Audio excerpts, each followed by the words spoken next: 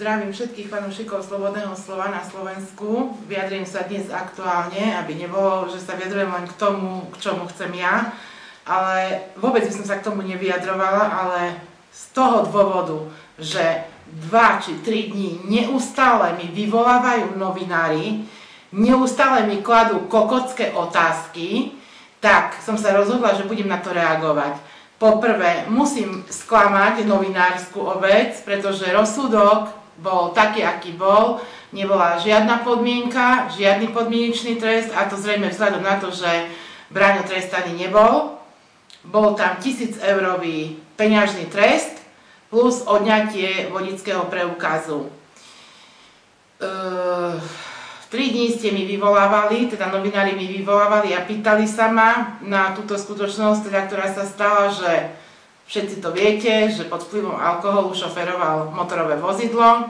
Samozrejme, že mám na to svoj názor. Ja som sa aj vyjadrila, myslím tam jedno veto, že iba hlúpy človek si sadne za volant, keď si vypije. Sú dneska taxiky a sú kadejaké iné záležitosti, ale toto ja rozoberať nebudem, lebo každý má svoj rozum a každý vie, čo robí. Ale čo mám s tým spoločné ja? Možno mám spoločné s tým to, že sme manželia, ale klásť mi otázky takého typu, ako mi dneska volali, že v Bratislave šéfovia chcú vedieť, že čo som robila ja, tak som odpovedala asi jednou vetou, že som sa momentálne vtedy škrabala v zadku, lebo inú odpoveď na to jednoducho nevidím.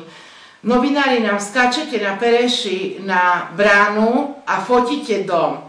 Najbližšie, keď tam príde nejaký buzerant od novín, pustím na ňo psov. Čo sú toto za moresy? Nechajte nás na pokoji, teda mňa konkrétne, pretože ja nechcem byť v novinách. Ja nechcem byť v týchto platkoch. Ja rozumiem aj tomu, že nepredávate, že sa predáva dobre Mojsejová alebo Mojsej, ale skutočne nechajte nás na pokoji.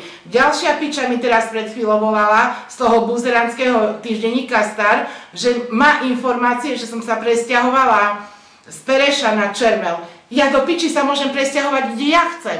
Ja sa presťahujem len do svojho, ale musím ju sklamať. Ja som sa nepresťahovala ani na Čermel, ale som sa presťahovala, milá dáma, do nového domu. A nebudem vám vešať na nos, do ktorého som sa presťahovala. To je moja vec. Sa starajte o svojich mužov do piči, o svoje ženy a novinári takisto menej píte, lebo budem tu ja menovať ožratú novinárku do piči, ktorá mi nedá pokoj.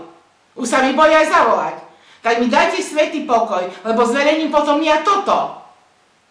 Čo sú toto za moresy? Po plotoch sa mi škrabať, vyvolávať mi tu každý deň, čo ja na to, ako ja sa cítim. To jak sa mám ja cítiť? No keď ma budete takto otravovať dennodenne, tak sa budem cítiť zle.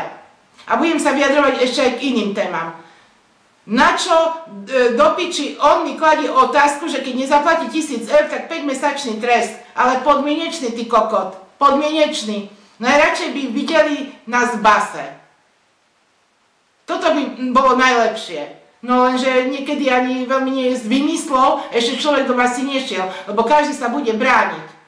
A zrejme vidím, že sudcovia majú na to iný názor, ako by novinári chceli.